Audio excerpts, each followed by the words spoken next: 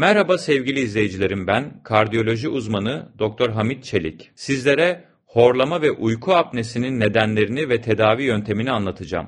Horlama ve uyku apnesi, uyku sırasında solunumun bozulmasıyla ilişkili yaygın sorunlardır. İşte bu durumların başlıca sebepleri: horlama, hava yolunun daralması veya tıkanması nedeniyle hava akımının titreşim yaratması sonucu oluşur. Sebeplerini sayacak olursak: aşırı kilo obezite, boyun çevresindeki yağ dokusu hava yolunu daraltır. Yaşla birlikte boğaz kasları gevşer ve horlama artar. Burun tıkanıklığında sinüzit, alerji, nazal polip veya kemik eğriliği, deviyasyon hava akımını engeller. Yumuşak damak veya küçük dilin sarkık olması hava yolunu daraltarak horlamaya yol açar. Alkol ve sakinleştirici ilaçlar kas gevşemesine neden olarak horlamayı artırır. Sırt üstü uyumada dil ve boğaz dokuları geriye kayarak hava yolunu tıkayabilir. Uyku apnesinin nedenleri ise uyku sırasında solunumun tekrar tekrar durmasıdır. İki ana türü vardır. Birincisi obstrüktif uyku apnesi. En yaygın türdür, hava yolunun tamamen tıkanmasıyla oluşur. Sebepleri ise aşırı kilo, boyun ve boğazdaki yağ dokusu hava yolunu daraltır. Geniş bademcik veya geniz eti. Özellikle çocuklarda apneye yol açabilir. Büyük dil veya küçük çene yapısı da hava yolunu tıkayabilir. Hormonal bozukluklarda hipotiroidi veya akromegali gibi hastalıklar nedenler arasındadır.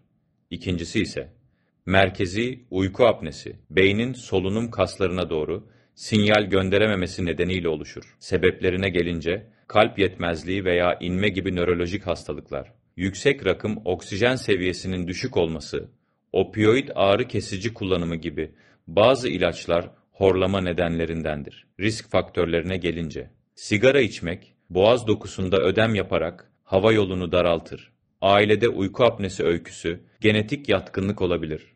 Erkeklerde risk daha yüksektir, kadınlarda ise menopoz sonrası artar. Önemli uyarı yapmam gerekirse, uyku apnesi tedavi edilmezse, yüksek tansiyon, kalp hastalığı, diyabet ve ani ölüm riskini artırabilir. Horlama ve apne belirtileriniz varsa, uyku testi, polisomnografi yaptırmalısınız. Teşhis ve tedavi için kulak burun boğaz uzmanı veya uyku merkezleri ile görüşebilirsiniz. Horlama ve uyku apnesi sebebi nedir dersek?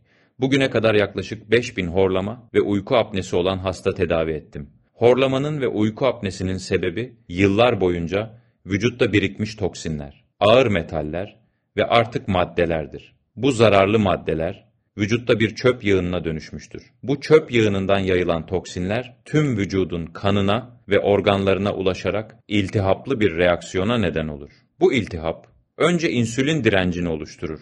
Zamanla da diğer kronik hastalıkların ortaya çıkmasına yol açar.